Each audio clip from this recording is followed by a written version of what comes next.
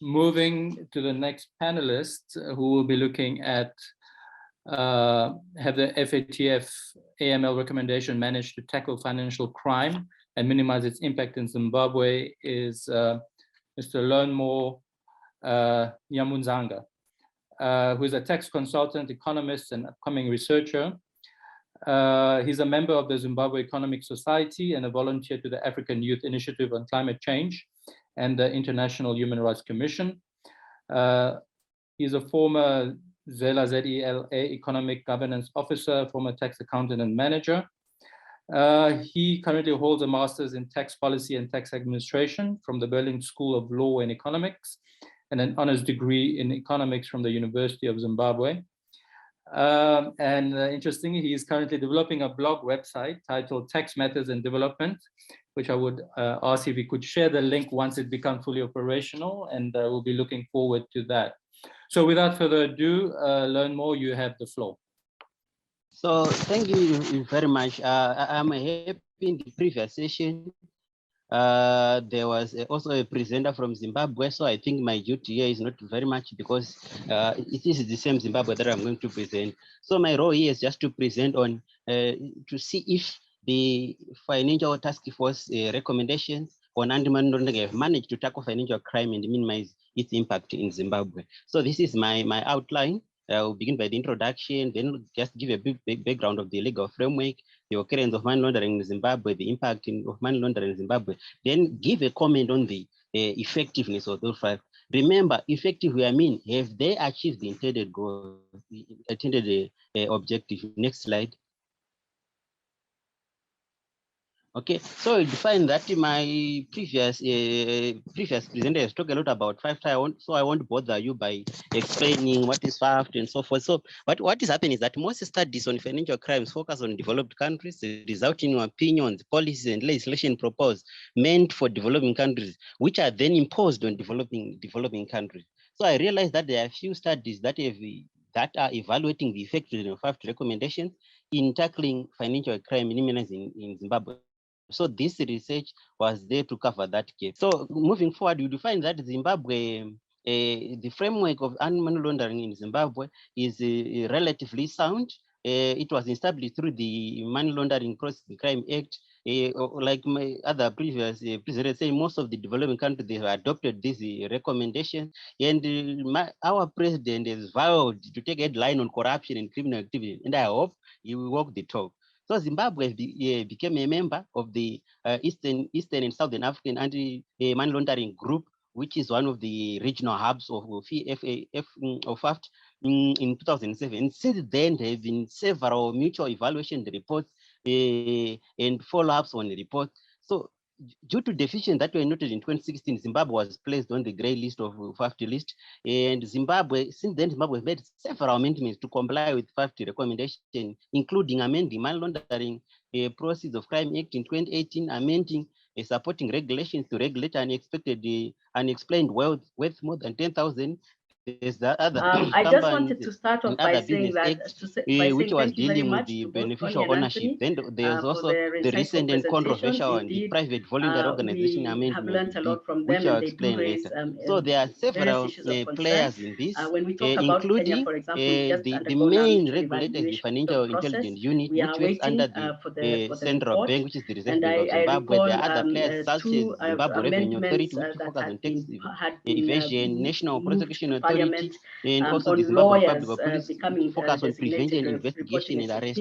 Then there's also recently they've added the Zimbabwe Anti-Corruption Commission, which investigates corruption related to money laundering, among other cases. You cannot forget also the banks, which are expected to know their clients and report the suspicion. Next slide.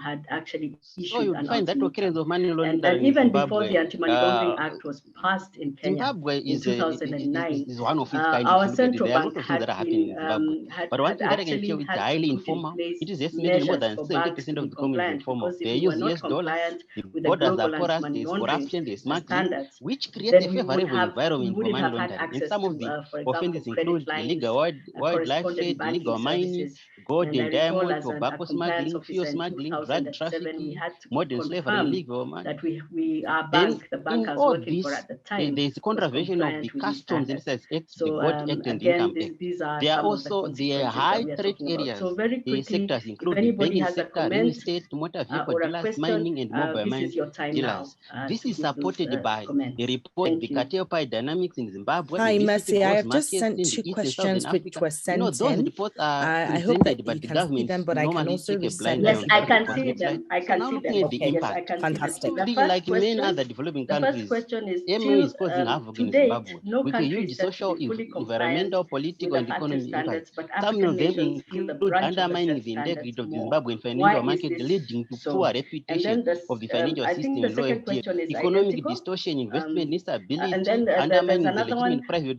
In sector. Canada, the Remember, man Supreme launderers focus on cleaning Court, money, this not is a making comment, I profit. think you can There's just also read been it. reduction loss of tax revenue, and the man laundering have what So I I can read think this you'll comment for which you if you you've want. seen that the Okay, I can tax to read the GDP comment. ratio In of Zimbabwe Canada, the has been Supreme Court decreasing refused to allow from lawyers to 28.1% report in on 2011 clients to about because 1.2 it's a billion, violation which of is the mere client-attorney privilege. 12.2%. And Canada, of Next course, slide. So was one of the this original is just G7 like countries that set up FATF. Stephen, the And follow-up actually, report if you on look the at the techno American compliance example, re-rating that because I was had done put in this April in one of my 2021. comments on As you chat, can see, I the think my previous American bar presenter has actually presented this, so I will adopted simply a say Zimbabwe is self-regulatory partially compliant in approach 6 because and of this reason. 40 of So the 40 I don't know whether recommendations. there are any And other in this questions and comments. report, green is an improvement, red is just a I can downgrade. read one Next question slide. out. Now, Yes, coming to the main question. Okay. Please do. What impacts, if any, does the global FATF standards manned by 37 member nations and 2 regional organizations have on the inclusiveness, applicability, and enforcement of the said standards? And I think I would just say if Professor De Coca would also like to join, then that would be absolutely fine. Thank you. Yes, But I've seen kindly that note question that now. was in And I think 2019. the We others don't are know what just have happened to comments, 2022 because they haven't done the which current can all look at. national risk assessment. Thank you. So Zimbabwe over to you, has made panelists. commendable progress in complying with Then we impact can wind recommendations up. and was We removed only from have the 5 grey minutes. list in March 2022. Okay. And also, Last however, question, there has Big been Bay an on increase first in hand money over to laundering you. cases.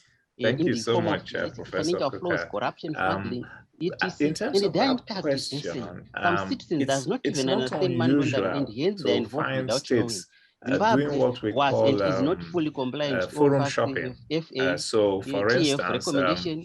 The because of the implementation sometimes dynamism like of what political is will, happening cooperation and internationally, coordination you are also found some of the states like challenges that non-leaders reduce like the America effectiveness of this moving away of these from the United recommendations. Nations FIE is not General independent. Assembly, which was supposed to be where, The Financial these Intelligence rules are Unit is not supposed to be independent, developed, yet it must to be more independent. specialized There's also element of organizations like policy UNCITRAL, inconsistency. which is There's the huge Commission informal on sector Trade and cash Law, transaction, which makes it which very is difficult smaller to with 40 implement members. some of And these then you have the debates there, recommendations from the and task then they force. say And we model have to laws realize, and like things other come, presenters were regulations saying, come out, these were and developed then for they take it developed back to the countries, General not Assembly, developing countries. and So then the General it may Assembly not be a adopts it. one-size-fits-all. Now, And with issues of respect to sanctions money in Zimbabwe, laundering, whether they are targeted or not why is that targeted, system they of are forum shopping affected. had worked for the They will non-leader affect the before? They effectiveness of didn't FATF even want to go to the recommendation. General So Assembly. now they So say they use in terms the of implementing, you never know, Zimbabwe is just FAFT, implementing mainly to have and then they persevered with use the consequences. structure So maybe the of main compliance, the reason why control of the this banking recommendation has been system, implemented is not and the because economic they really system, want to, but without maybe need they are to afraid to be excluded revert from to the the General international Assembly. So community, since we are it's facing a forum lot of shopping problems in that Zimbabwe. goes on, They say and numbers it's don't the lie. If you look at the non-leaders financial who crime assessment, have the Zimbabwe was ability rated overall high risk. to And generate the also in norm, terms of to cascade it to a global norm, and then to get it internalized as a global norm that use these techniques to do it. Now, is it right or wrong? I don't want to make a comment on it. The purpose of my writing is to particularly draw attention of the global south to the dynamics of global norm making, and that hopefully if they understand it, then they will be able to participate better. Thank you. Thank you.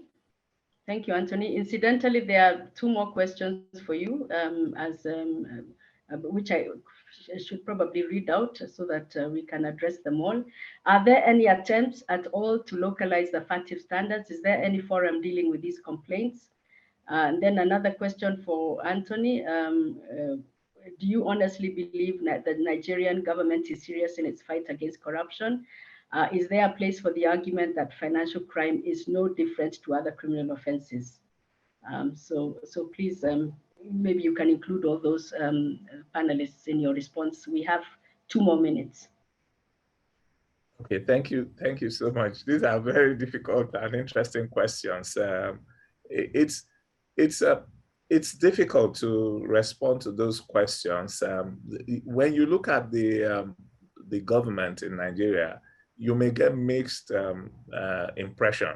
On the one hand, there are elements in the government that are fighting for better standards and values, and on the other hand, there are quite a lot of people in Nigeria who like the fact that the place is not very organized and they want to continue to take advantage. So when it comes to the internalization stage, it's very important for 2 things to happen. That there should be domestic coalition that will work together, NGOs, etc., professionalization, etc., to make sure that the positive norms are pushed. On the other hand, there needs to be an involvement of the state and the country in the generation of the norm, so that it will be more acceptable by the time it comes for internalization. So there are tensions here and there, and that is how I would like to leave it. Thank you. Yes, thank you very much, Anthony. Professor Dikoka and Connie, any further comments on this? I want to very briefly respond to the question around FATF composition, but Dr. Gikonyo, ladies first. Thank you. I just wish to add and say that I agree with Dr. Igbe that Africa needs to find a way of bringing itself at the forefront to be involved in the norm making. That's the only way we can articulate our problem, because we cannot 100% fault the norm makers from the global north. They set these standards according to what they know, what they're used to. However, we need to bring in our own understanding and our interesting perception so that the norms are also suitable to us. Thank you. And I'd like to link with that because I fully agree. The question that I want to respond to is essentially addresses the lack of African representation in Africa and how that impacts on inclusiveness. I think it's important not to focus only on country membership.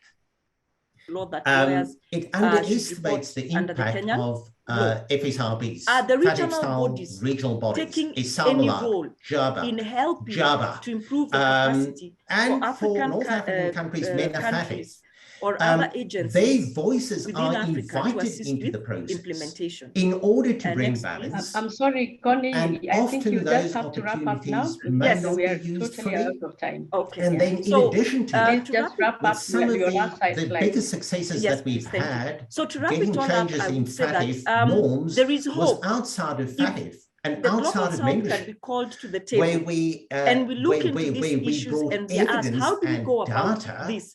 I believe that convinced the decision makers, even though we were not in the room. That way, so there are ways, which I believe think it's important they're not for the all Global wrong. South it's just a matter to consider, of especially using adapting the capacity relevant at this circumstances event in the global to South. build the data to make a compelling case. Thank you so much, to change standards Connie, so that they meet the integrity objectives of Africa. Insightful presentation. Thank you so much. Thank you so much, all the panelists, Connie, Anthony, and also Professor. And I think we are looking forward to the rest of the sessions for today and also tomorrow. I'll hand back to the coordinators of this program. Thank you. Thank you so very much. Thank you so very much. I've actually got a problem with my camera at the moment, so I will log off and log back in shortly. But I'd like to just invite Mr. Richard Chellin to come up so that he can introduce his panel and the next session. Thank you.